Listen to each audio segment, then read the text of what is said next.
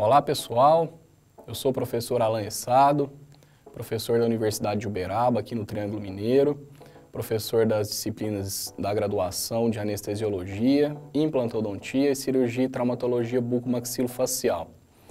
Dando sequência nas nossas videoaulas sobre a anestesiologia, nós vamos conversar hoje sobre anestesia em pacientes hipertensos e cardiopatas. Acho que esse é um grande temor dos colegas em relação à técnica da infiltração da anestesia local. E quais são as principais dúvidas? Eu posso fazer anestesia local no paciente hipertenso, no paciente cardiopata?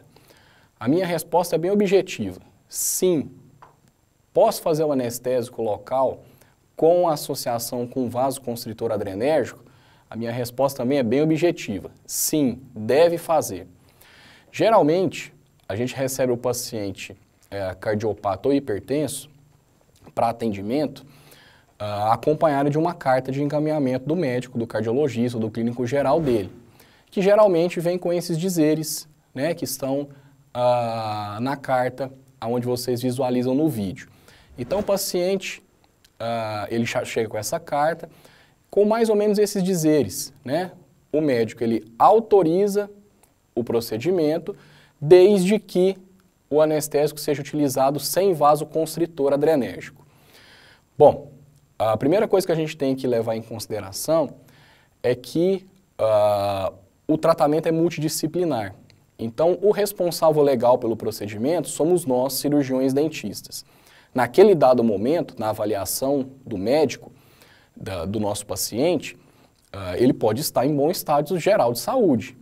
Quando ele chega para o atendimento no nosso consultório, ele está em outro dia, em outra condição, então eu preciso reavaliá-lo através de uma anamnese pré-operatória imediata. Então, na verdade, ele não tem que autorizar, nós pedimos uma avaliação. É assim que a gente tem que lidar com esse tipo de tratamento multidisciplinar. Bom, segundo ponto, eu utilizando o anestésico sem vasoconstritor, na verdade eu estou correndo mais riscos de ter algum tipo de intercorrência com o nosso paciente hipertenso ou cardiopata do que com o anestésico com o vasoconstritor. O vasoconstritor, geralmente, né, os adrenérgicos, à base de adrenalina, nas nossas condutas, são associados aos sais anestésicos extremamente diluídos. O médico ele tem essa orientação porque nos serviços de emergência, eu tenho adrenalina numa concentração muito forte, né, muito pouco diluída. E aí sim, caso eu faça uma injeção acidental intravascular, eu posso ter algum tipo de intercorrência. Então, quando eu faço, né, a anestesia associada a um vasoconstritor, eu preciso saber, né, quais as vantagens que eu tenho em relação ao anestésico associado com o vasoconstritor. Então, o vasoconstritor, devemos deixar aquela imagem de ser um vilão nos nossos procedimentos e, na verdade, ele é uma substância extremamente válida, extremamente segura, competente e de extrema importância nos nossos procedimentos anestésicos. Por que que os vasoconstritores eles foram associados aos sais anestésicos? Primeiro motivo, o sal anestésico puro ele tem efeitos vasodilatadores. Isso faz com que o sal anestésico ele seja absorvido de uma maneira muito mais rápida pelo organismo, aumentando, né, as doses tóxicas do anestésico no organismo e, consequentemente, tendo uma duração de efeito muito menor. Então, quando eu associo o meu vasoconstritor, é para eliminar, né, ou para diminuir essa ação vasodilatadora do sal anestésico, sendo compensado com uma ação vasoconstritora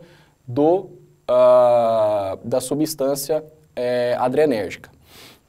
Como ele diminui o fluxo sanguíneo local, então isso vai restringir o sal anestésico naquela região, diminuindo a absorção muito rápida do anestésico para o organismo e, consequentemente, diminuindo, né, por diminuir a absorção tão rápida, vai diminuir a sobredosagem absoluta desse medicamento. Então, eu tenho um tempo de ação maior do meu anestésico, do meu sal anestésico, numa concentração menor, né, em doses menores, por ter associado o sal anestésico ao vasoconstritor.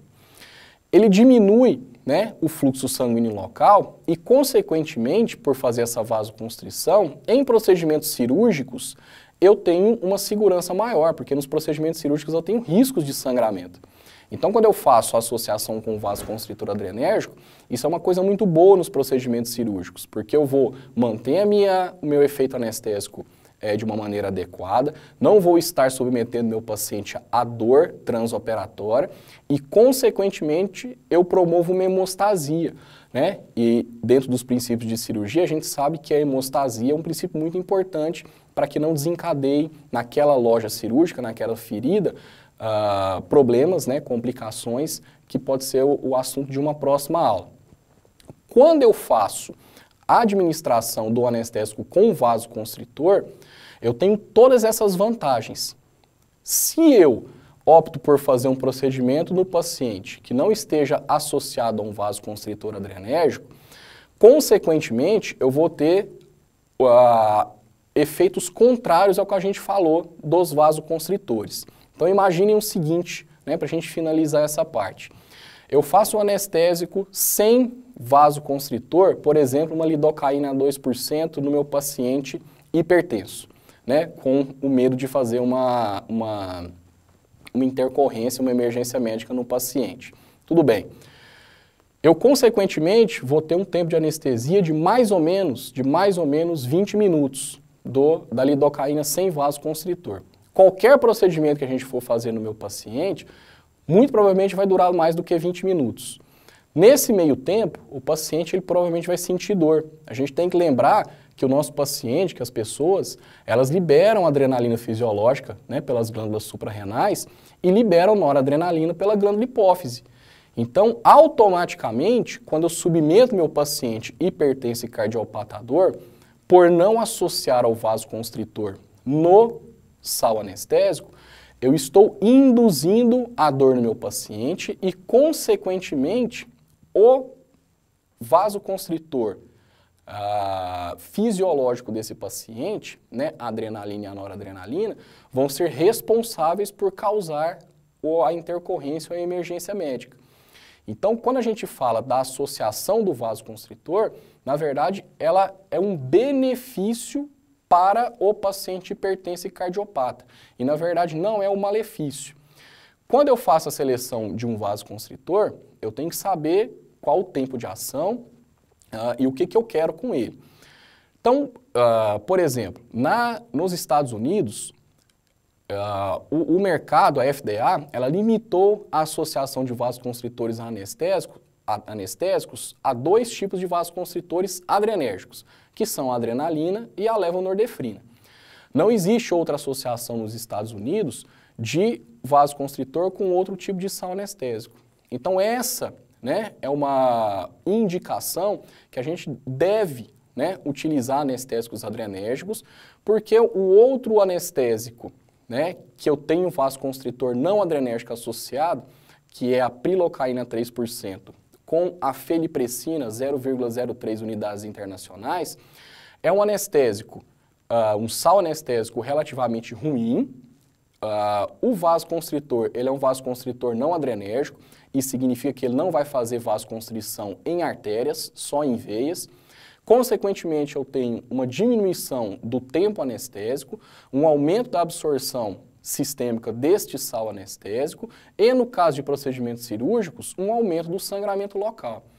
Então, quando eu faço o atendimento do meu paciente hipertenso ou cardiopata, por lógica, né, entendendo da fisiologia, da farmacocinética e da farmacodinâmica dos medicamentos, né, dos sais anestésicos, eu entendo que a gente sempre tem que usar um sal anestésico associado com um vasoconstritor adrenérgico.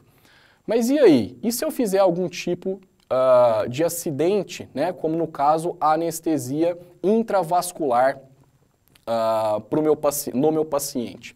Bom, aí eu tenho que lembrar que eu tenho que ter alguns recursos, algumas precauções em relação às técnicas anestésicas. Eu preciso fazer a minha infiltração e sempre utilizar o teste do refluxo, né? Eu tenho as minhas seringas com refluxo automático ou com, que é o alto refluxo, ou então as minhas seringas com arpão. Então eu faço o refluxo. Desde que eu não faça uma injeção intravascular acidental no meu paciente, o risco, caso eu obedeça também, né, a sobredose do medicamento, né, a dose máxima recomendada, eu tenho praticamente risco zero de causar qualquer tipo de alterações ou emergências médicas no meu paciente durante o procedimento anestésico. Quando eu faço a minha anestesia local, é o procedimento mais temido pelos pacientes. Então, quando ele sabe que ele vai ser submetido a uma anestesia local, na noite anterior ele já não dorme muito bem, no pré-operatório imediato ele já tem um grau de ansiedade aumentado. Então, na maioria esmagadora das vezes, quando eu tenho algum tipo de alteração sistêmica do meu paciente, pós-infiltração do meu medicamento anestésico, na verdade, aquela emergência médica ela está sendo causada por uma crise de ansiedade, que vai alterar, né, toda a parte psicossomática do paciente e, consequentemente, levando ele a algum tipo de intercorrência. Então, na verdade, a maioria das emergências médicas que acontecem no consultório não são por causa do anestésico, são por causa do ato anestésico e por causa da ansiedade desenvolvida pelo paciente no pré-anestésico. Então, o que eu tenho que fazer, né, para me nortear em relação à conduta do meu paciente hipertenso, né, que são mais susceptíveis a ter algum problema cardiovascular por causa da ansiedade do ato anestésico? Então, como vocês podem ver aí na lista, né, de regras para o atendimento de um paciente hipertenso, a primeira coisa, eu não posso submetê-lo à dor. Então, eu preciso utilizar um anestésico e um vasoconstritor que me dê um efeito anestésico bom, de longa duração, para que meu paciente não sinta dor durante o procedimento. Então, isso é importante para o paciente hipertenso e cardiopata. Se eu uso um anestésico ruim com um vasoconstritor ruim, o meu paciente, em algum momento, ele vai sentir algum tipo de dor.